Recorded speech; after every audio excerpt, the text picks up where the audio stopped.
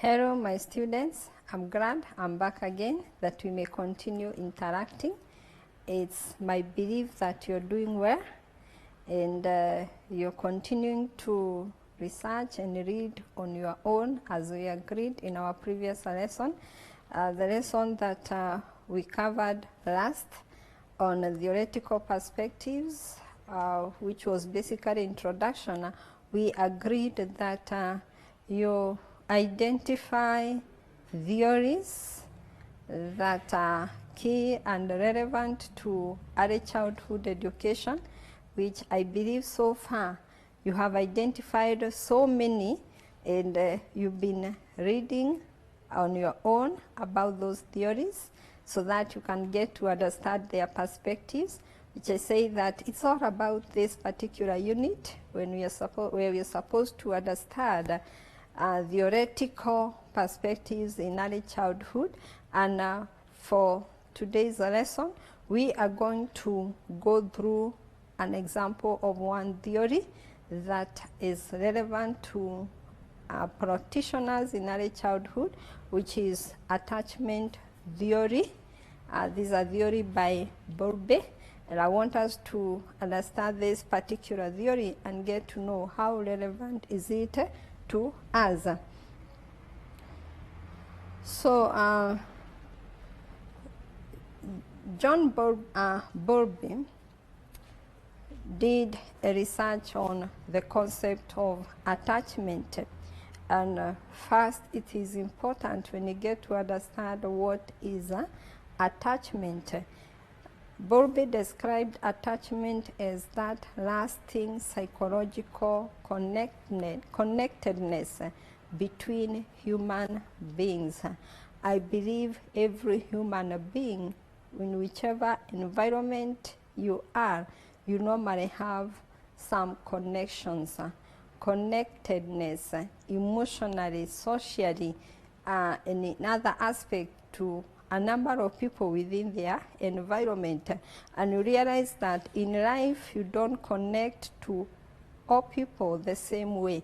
There's a way we connect differently to different people.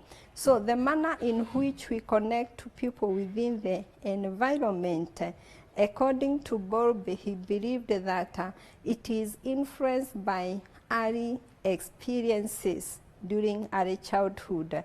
And these theories agrees with other theorists like Sigmund Freud, like Erikson, who says that early childhood experiences are very key in influencing behavior. But for this particular theory, he looked at how greatly those experiences influences the kind of attachment that people form within the environment. He believed that the attachment style of an individual is usually established during early childhood stage, and this happens through relationship with the caregiver. So it means that caregivers normally have huge roles to play in promoting development of young children. What are the propositions of this theory? According to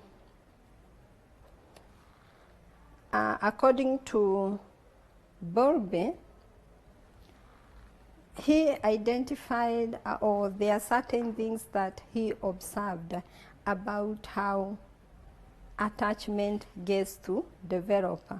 And he believed that children who are raised with confidence and children who in the process of their bringing up get to know that their caregivers are available for them, they get to develop confidence in the kind of support that they receive from their caregivers, meaning that early enough they develop confidence to know that their primary caregiver will be there for them at all time, meaning they tend to be more confident in their life, and they're usually not fearful.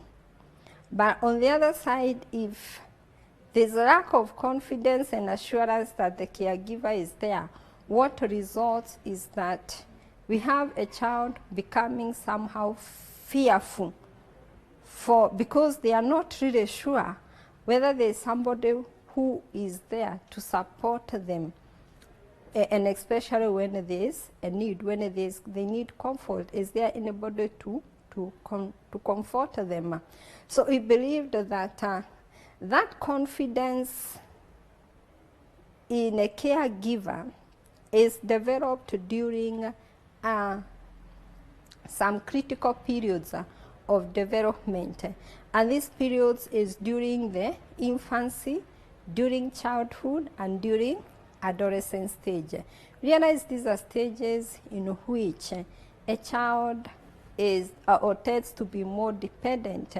During infancy stage, in fact, the child is fully dependent on the caregiver. They are not in much control of what is happening. During the childhood stage, again, there's that kind of support that these children need in all aspects of development, socially, emotionally, and so on. And also during adolescent stage, it's a stage in which the adolescents tend to require a lot of love, a lot of support, a lot of understanding. So if during this stage a child or an individual develops trust for caregiver, you realize they are able to connect with them well, to have a good attachment with them. And that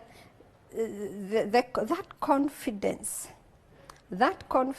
that assurance that caregivers are there is formed as a result of actual experiences with the caregiver. What is happening actually during childhood? Is the caregiver there for the child?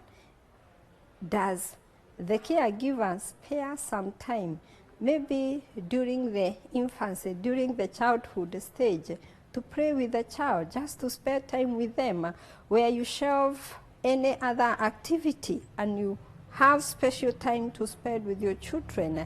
So such experiences are the one that helps individuals to develop confidence and an assurance and a positive expectation from their caregiver, such that in whichever situation that they are, they normally have that belief that no matter what is happening, I know there is somebody who can stand with me at any given time. So how is attachment?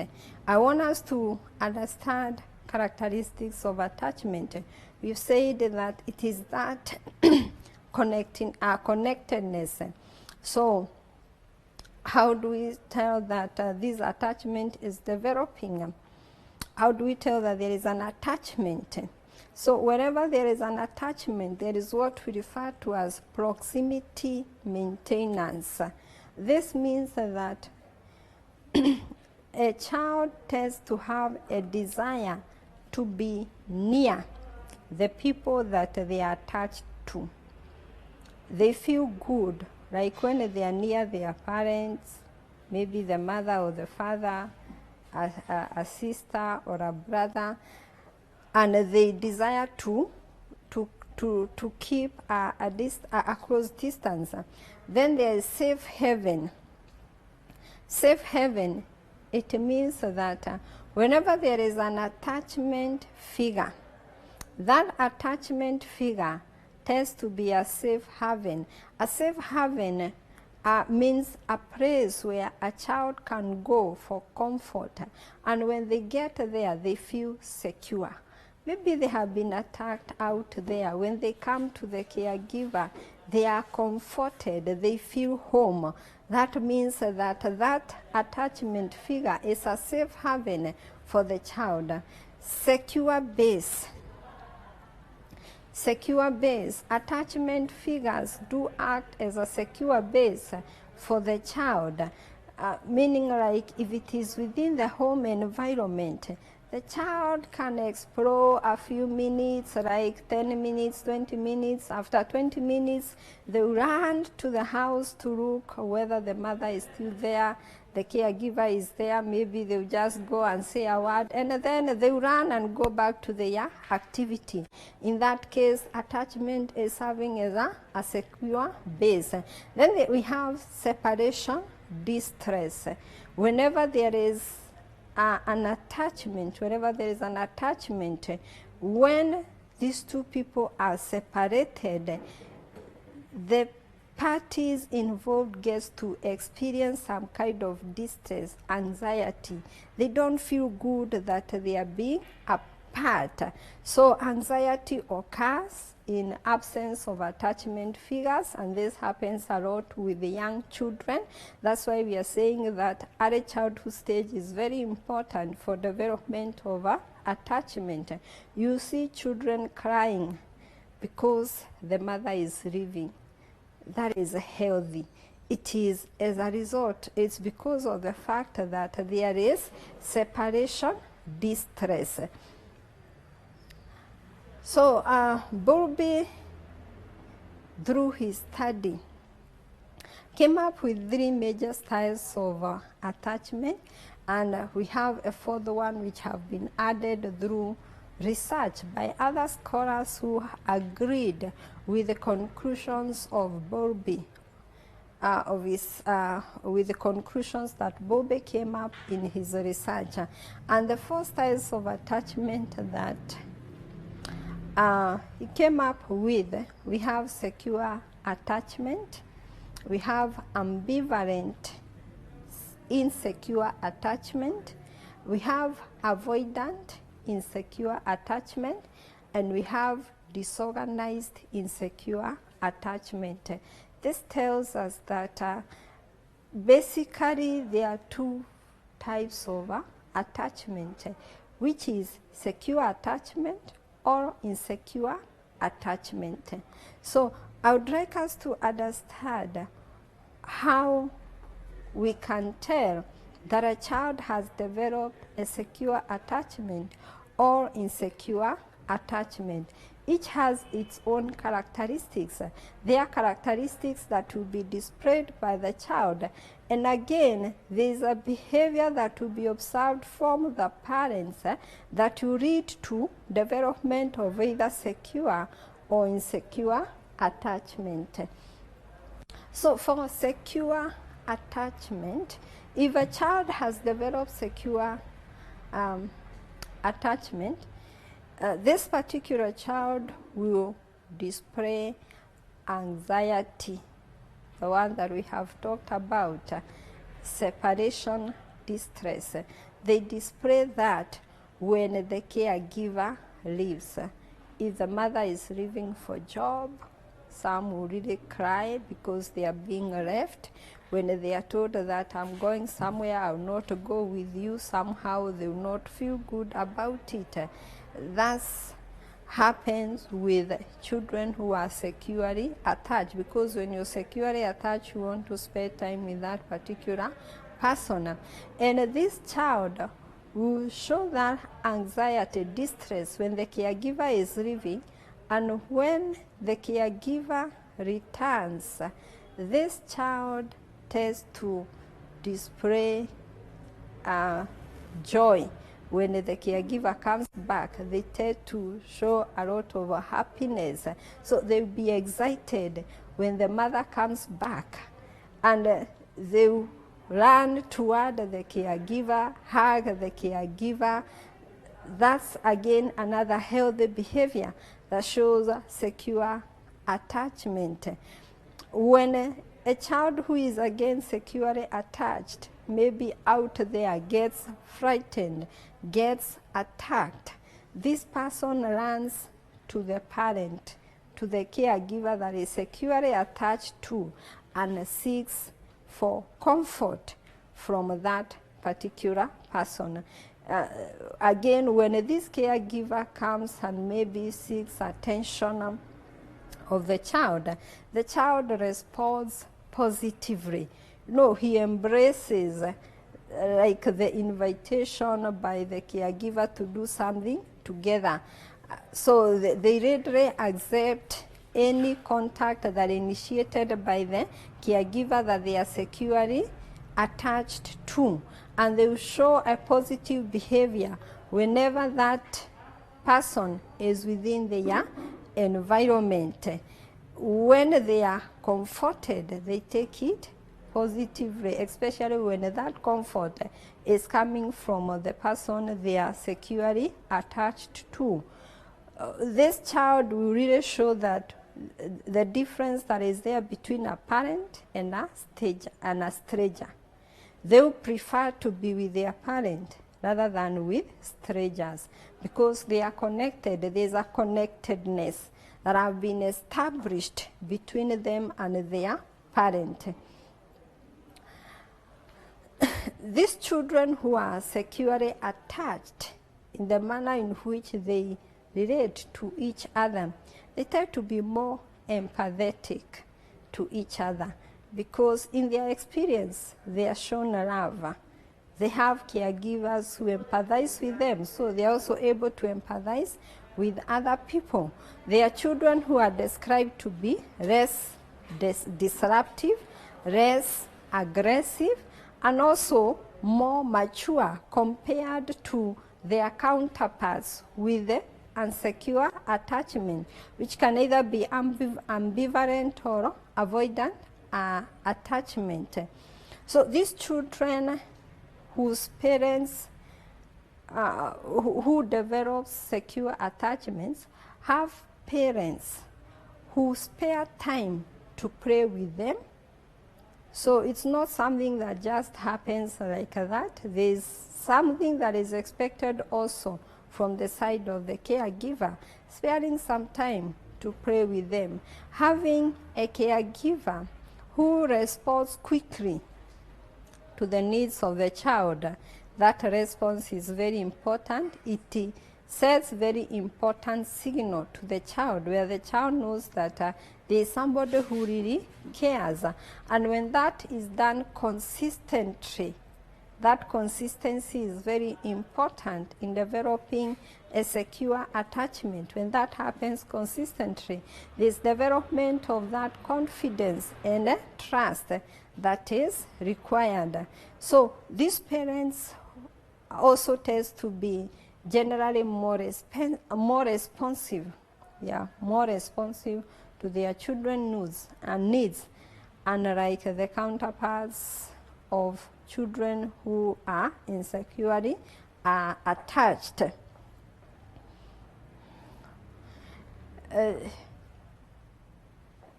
You've seen that they react quickly to their children's needs. And these children, when they grow up, once they become adults, they are kind of individuals that are able to develop long-term relationship, and they have trusting relationships. They are individuals who have high esteem, people who believe in themselves, they believe in their abilities, people who also, if they are in a relationship, they enjoy the intimate relationship that they are in, and the individuals who seek for social support in case of any need. They know the people that are trustworthy to them, and they go to such people for social support. They share their feelings with other people. You realize that's very important for one to lead a healthy life. Having people that can offer social support, and that can only happen if individual has developed relationships that are trustworthy. Relationships in which the parties involved trust each other. Wherever there is trust, you can share as much as possible and get to support one another. So we are seeing that with the secure attachment, we'll have a healthy child, and we are also going to have a healthy adult. who will come up with a healthy family because they have a good relationship and again get to raise children who again will be securely attached. Then we move on to the next style of attachment, which the theorists referred to as the ambivalent insecure attachment. So for a child who is ambivalently insecurely attached, they display certain characteristics that shows that they have a problem in attaching or even in creating connectedness, in developing relationships with other people. For example, being extremely suspicious of strangers. You realize that if you're too suspicious of people that you meet in your life, you may not really make an initiativeness of even getting to know that person more because you're just suspicious. These children again will display considerable distress. When they are separated with a caregiver, they show distress. Yes, this child is going to cry that the mother is leaving them, is going. But when the mother comes back, this child will not kind of show excitement that the mother has come back. And this brings some kind of confusion. The child was crying when the mother was going, and when the mother comes back or the caregiver comes back, this child does not seem reassured or comforted by return of the parent. So again, that shows some kind of mixed signals. In other instances, with ambivalent insecure attachment, the child may reject comfort from the caregiver. Maybe the mother wants to comfort them, but they don't want anything to do with the mother. They may also display some kind of aggression toward the caregiver, and that would be an expression or maybe some kind of dissatisfaction with the caregiver that they are receiving from the caregiver. And somehow now that works against the relationship between the caregiver and the child. So this kind of attachments gets to develop in most cases because of unavailability of the caregiver. If you're having low maternal availability, this is a factor that could highly contribute to ambivalent insecure attachment. And these children tend to display certain characteristics even when they are out there, maybe at school. Teachers who describe these children as individuals who tend to be over-dependent, meaning they need more support. And that support that they need, it could be as a result of the fact that they are looking for more attention from the people within their environment because they are not getting that attention back at home. When they get to mature and once they are adults, these are people who tend to be very reluctant to come close to other people. They are people who, once they are in a relationship, they tend to be anxious most of the time. They worry, if I'm loving to this particular person, will he or she reciprocate the same to me? So that's something that makes one to be somehow reluctant. Why should I go ahead maybe and sacrifice or do this, whereas the other partner is not doing it to me? And for these individuals, again, when they are adults and maybe they are raising up children, ambivalent, insecure attachment. In some instances, we have the adult clinging to young child as a source of security. So the reason as to why you have an adult clinging to a child as a source of security would be due to the fact that the relationship they are in are not really satisfying. There's somehow lack of trust of the partners. And that's how young children at times get emotionally abused, because now the child is being misused as a source of security for the mother. Then the third style of attachment is what referred to as avoidant insecure attachment. Avoidant insecure attachment. With avoidant insecure attachment, what happens with these children, the kind of characteristic they display is that they try to avoid parents or caregivers so bad when your child is trying to avoid you. And this happens especially if the mother have been absent for a long time. The mother has been absent for a long time, and then maybe all of a sudden comes back. In such instances, it means there's no connectedness that has really developed.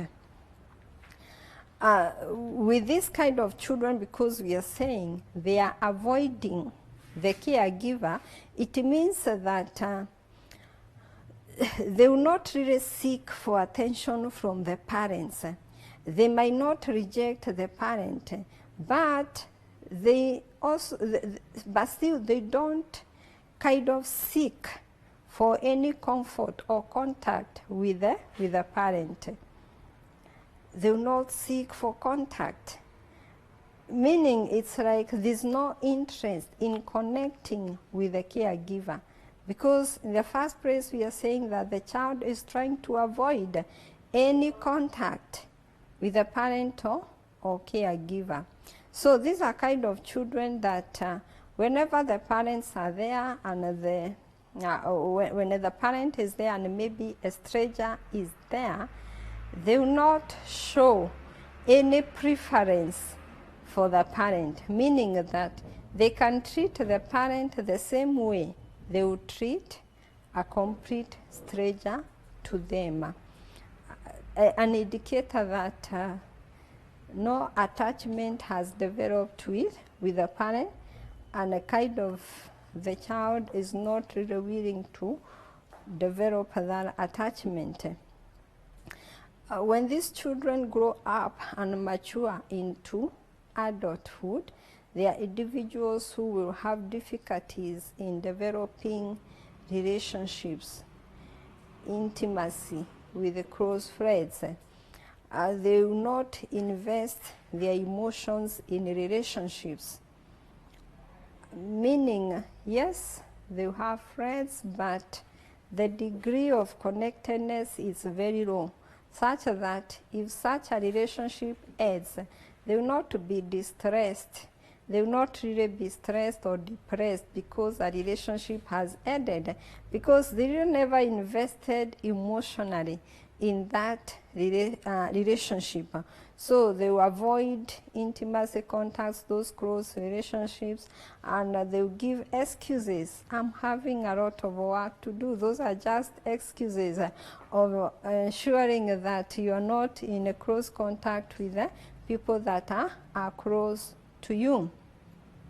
The individuals, again, who may be more accepting, meaning they can interact with more, but they don't go deeper in their relationship.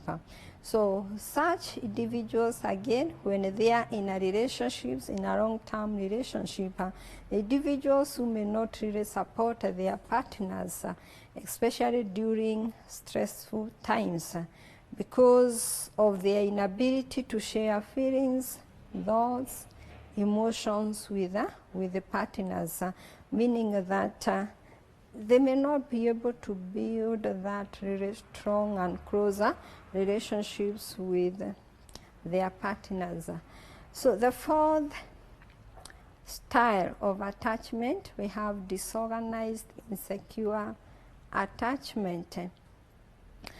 So these children who have disorganized, insecure attachment, they really don't show any clear attachment behavior. The way they will respond to their caregivers sends mixed signals, sometimes positive, sometimes negative, so you may really not tell where they are. So they can display avoidance, resistance, and sometimes maybe they are relating, but in a casual way. These children are said to display confused behavior because of the fact that they themselves already they are confused. Maybe in the presence of the caregiver, they are really nervous. They really don't know how to relate with that particular caregiver.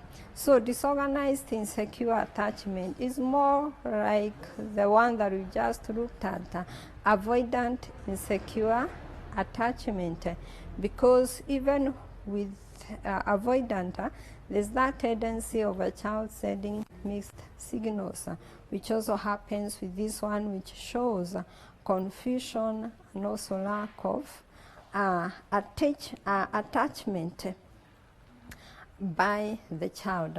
So what leads to this kind of a disorganized, insecure attachment? This happens a lot, especially when parents, they themselves have contributed to that, like by also sending mixed signals.